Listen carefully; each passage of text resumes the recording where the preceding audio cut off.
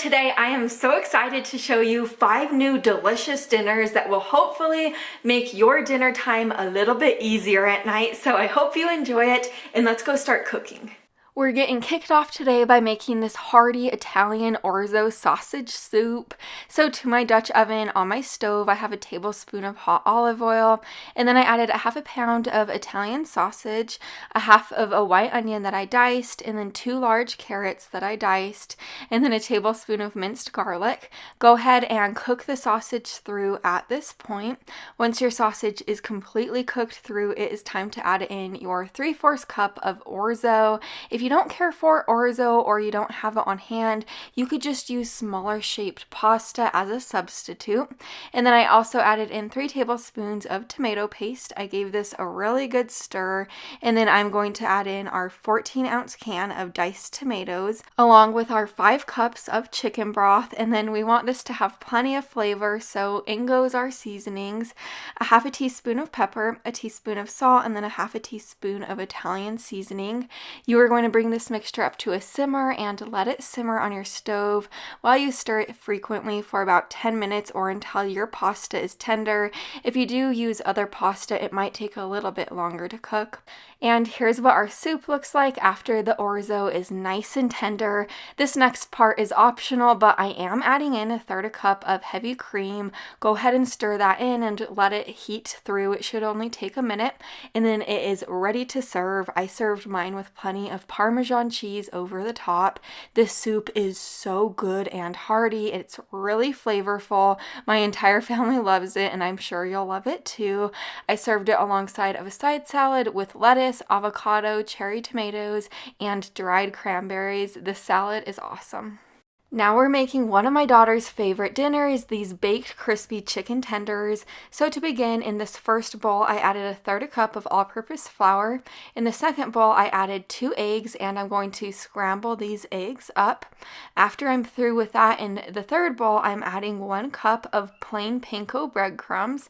Next, add 2/3 cup of Parmesan cheese. And then for our seasonings, I'm adding in a teaspoon of Italian seasoning, a teaspoon of paprika, and garlic powder with a half a teaspoon of salt and 1/4 teaspoon of pepper.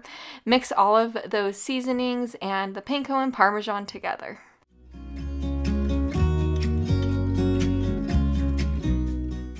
This recipe seriously takes no time at all to throw together. So I have about 2 pounds of chicken tenderloins right here. I'm first coating them in the flour, and then you will coat them in the egg wash, and then lastly, make sure you generously coat them in the panko mixture, and then I'm setting them onto a separate plate.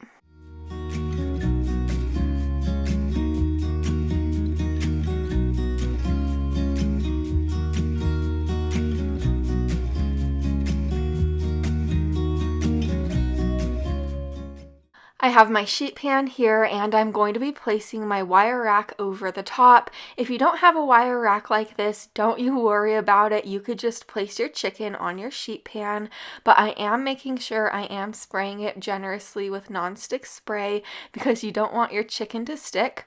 I'm placing the chicken on the rack, and this will bake on 425 degrees for about 15 to 20 minutes or until your chicken is completely cooked. Here's what dinner looks like out of the oven and ready to enjoy. The chicken is perfectly crispy on the outside, and on the inside it is nice and juicy and tender. I served it alongside of this quick and easy suddenly salad. I like making these for easy sides sometimes, and then I also served it with asparagus, just this frozen bag that I stuck in the microwave. I've been craving broccoli chicken Alfredo stuffed shells like crazy recently, so now that's what we're making. I have my 12-ounce bag of broccoli florets right here. I steamed it in my microwave. You pretty much want about 12 ounces of steamed broccoli at this point, so you could use fresh broccoli or whatever you like.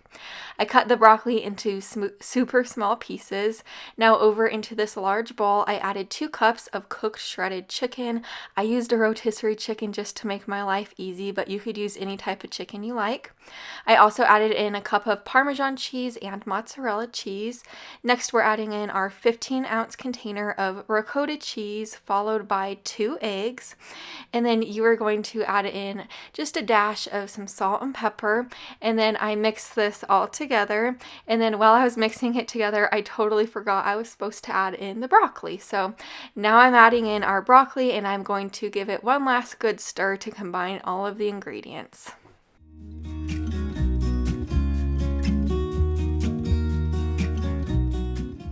I set our cheesy mixture to the side. Now over into this large pot of boiling water, I'm adding about 20 of these jumbo shells. I cooked them according to the box directions, and then I drained them and set them to the side. Now it's time to work on our Alfredo sauce. In my pan, I melted down 4 tablespoons of butter, and then I added in 2 tablespoons of all-purpose flour. I whisked the flour around until it was a nice golden color. It only took about a minute. And then I whisked in our 2 cups of milk and then our 1 cup of heavy cream, and I brought that mixture up to a simmer.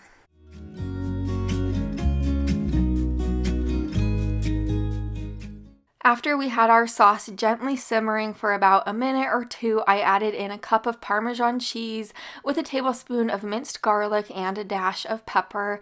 I gave this a really good whisk, and I let this continue to simmer. I did whisk it frequently until the sauce thickened up just like this. Over to my greased 9x13 baking dish, I poured about a cup of the Alfredo sauce that we just made up to the bottom of it, and I spread it out as even as possible. This is going to help the shells so they don't stick to the bottom of your pan. Next, it is time to stuff our shells, so I'm using a cookie scoop. I have found that it makes stuffing shells so easy if you use a cookie scoop, but if you don't have a cookie scoop, you could just use a spoon and generously fill each of the shells with a cheesy mixture. After I was through with that, I poured the remaining Alfredo sauce all over the top, and then you are going to add about a 1/2 cup more mozzarella cheese over the top of everything, and a 1/4 cup more Parmesan cheese over everything. This will bake in a preheated oven to 375 degrees for about 25 to 28 minutes.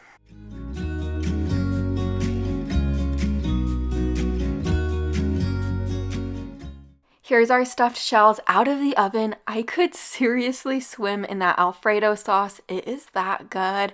I served it alongside of Texas toast, and that cheesy mixture in the center is spot on perfect. Now we're making these smothered burritos. It has been forever since I've made smothered burritos last. So in my pan on the stove, I have a pound of ground beef. To the beef, I added 1 diced up white onion. I'm breaking the ground beef up with my meat masher, and I cooked it through. I removed any excess grease. Now I'm adding in about 2 tablespoons of taco seasoning and 1/3 cup of water. Stir this all together and let it simmer on your stove for about 5 minutes. Now we're going to begin to load our loaded burritos up, so I'm keeping it so simple. For the Spanish rice, I'm using this Ben's Original microwave rice. I microwaved it for about 90 seconds. Really can't get any easier than that, and here's what it looks like. My family thinks it tastes really good, and I just love the simplicity of it. Next, for the refried beans, I'm using this can of refried beans. Nothing to it, just that simple. And then, of course, I have our Colby Jack cheese, but you could use any type of cheese you like, or if you don't care for cheese, you don't need to add cheese in. And then our taco ground beef mixture. I made sure to spray my large oval baking dish with plenty of nonstick spray. Now to assemble our burritos onto the bottom of my large burrito-sized tortilla, I added cheese, followed by the Spanish rice, next refried beans, and then lastly the taco ground beef mixture that we made up on the stove. And then roll your tortilla up and place it into your casserole dish seam side down.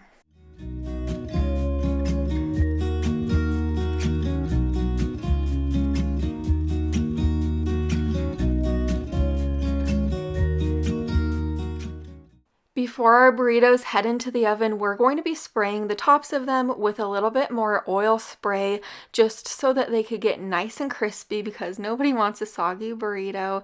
This will bake on 350 degrees for 25 minutes. After the 25 minutes, your tortillas should be nice and crispy. I'm pouring a 10-ounce can of red enchilada sauce over the top, or you could use green enchilada sauce. Next, add about a cup more cheese. Again, if you don't care for cheese, you don't need to add it. This will bake for an additional 15 minutes in your oven, and then it's time to serve it up.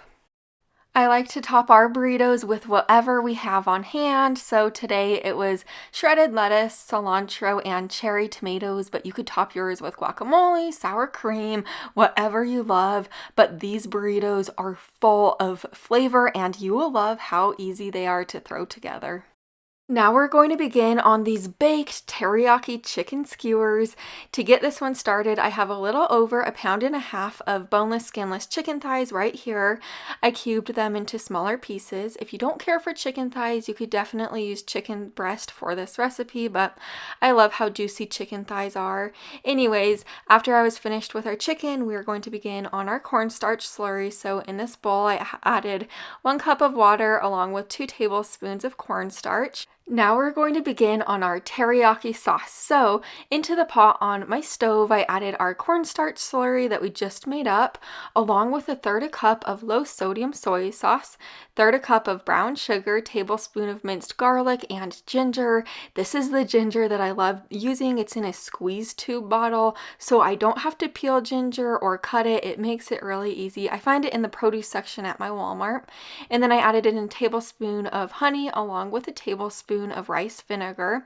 I brought this mixture up to a simmer and I whisked it frequently until it thickened. Once it thickened, I set it to the side and I let it completely cool down.